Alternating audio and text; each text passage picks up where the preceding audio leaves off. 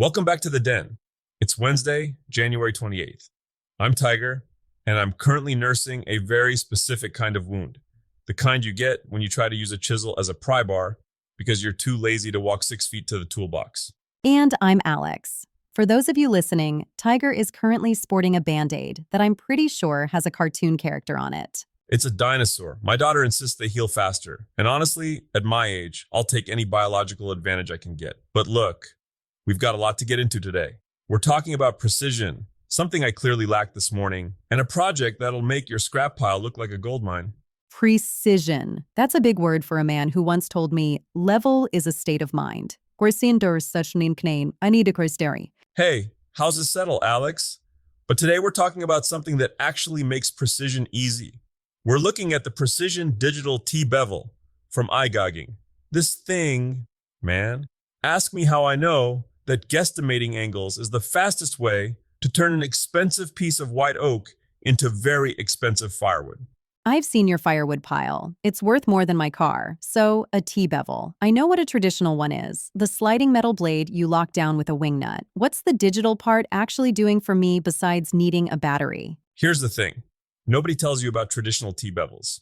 They are great at holding an angle, but they are terrible at telling you what that angle actually is. You mimic the corner of a wall, lock it down, walk over to your miter saw, and then you're squinting at a tiny little stamped metal scale, trying to figure out if that's 22.5 degrees or 23. It's the close enough method of carpentry. And close enough usually leads to you filling gaps with enough wood putty to build a second project. Exactly.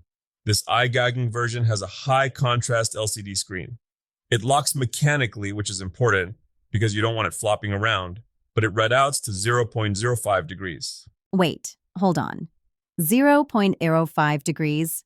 Tiger, you work with wood. Wood expands if you even look at a glass of water. Is that level of precision actually useful, or is it just tech porn for guys who like shiny screens? Ha ha ha.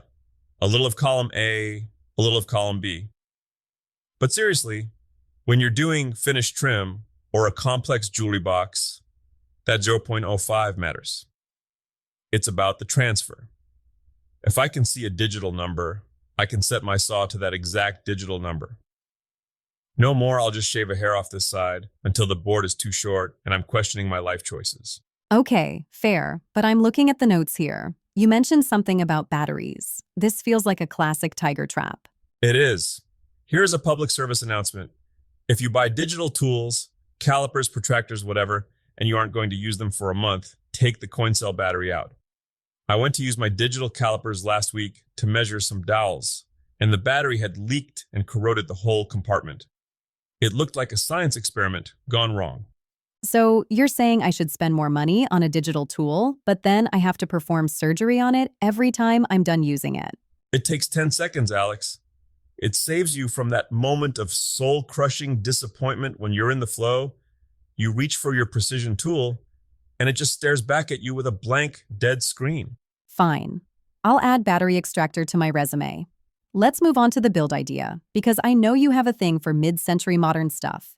It's basically all your house is made of. It's a classic look. And today we're highlighting a video by the Mid-Century Maker.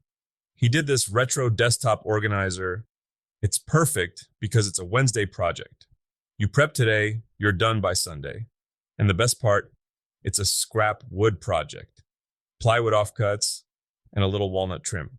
I saw the thumbnail for this. It's got those beautiful rounded corners. How are people doing that without a massive industrial steam bending rig or a vacuum press? That's the magic trick, kerf bending. Explain that for the people who don't spend their weekends covered in sawdust. So you take a piece of plywood. If you try to bend it normally, it just snaps. But if you make a series of closely spaced cuts, the kerfs, on the back side, you're removing the material that resists the bend. You leave just a thin veneer on the front. It makes the wood flexible, like a hinge. That sounds incredibly fragile. Like one wrong move, and snap, there goes your afternoon. Oh, it's terrifying the first time you do it. You're holding this piece of wood that's basically held together by a prayer and 1/3 second of an inch of fiber. But here's the pro tip, the tape trick. Before you make those cuts, put a layer of blue painter's tape on the show side, the side that's going to be the outside of the curve. To keep it from splintering? Exactly. It supports the wood fibers and keeps the veneer from blowing out as you bend it. I once tried to build a curved base for a lamp without tape. I got the bend perfect, heard a tiny car crack, and spent the next 3 hours trying to glue a splinter back down with a toothpick. Not my finest hour. I remember that lamp. You told me it was distressed. It was distressed, and so was I. But this desktop organizer is a great way to practice kerf bending on a small scale. It's got these sleek 1950s lines. It hides your charging cables because nothing ruins a mid-century vibe like a tangled mess of USB-C cords. And it looks like you spent a lot more money than you actually did. What I like about this is that it's actually useful. A lot of these maker projects end up being, well, dust collectors. Things you build just to see if you can. But everyone has a desk that looks like a disaster zone. Exactly. And it's about the process. There's a certain satisfaction in taking a stack of trash, those 6-inch wide strips of plywood leaning in the corner of your shop, and turning them into something that looks like it came out of a high-end boutique in 1962. And if you mess up the curve cuts, Then you have very fancy kindling for the fireplace. It's a win-win.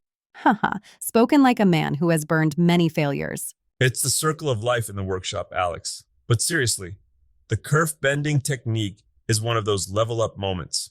Once you realize you can make wood go around corners, your whole design language changes. You stop building boxes and start building shapes.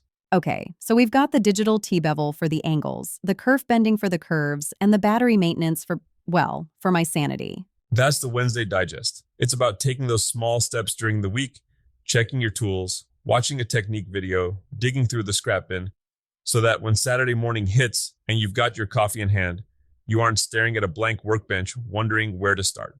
Speaking of coffee, did you actually get sawdust in yours today, or was that just a rumor? It wasn't just sawdust, Alex. It was walnut dust. It adds a nice, earthy complexity to a dark roast. Ask me how I know. Actually, don't. Just don't leave your mug under the drill press. Haha.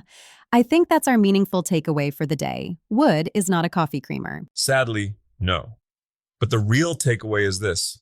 Don't be afraid of the fancier techniques like kerf bending just because they look hard. Most of the stuff we think is master level is just a series of simple steps and a little bit of blue painter's tape. Well said. If you guys are building that organizer, or if you've actually successfully used a digital tool without the battery dying, we want to hear about it. Jump into the TigerDen Discord. Show us the wins. But honestly, we prefer the lessons learned. They're funnier. Much funnier. Tag us on social, show us what you're making, and stay sharp. We'll see you in the shop. Bye, everyone.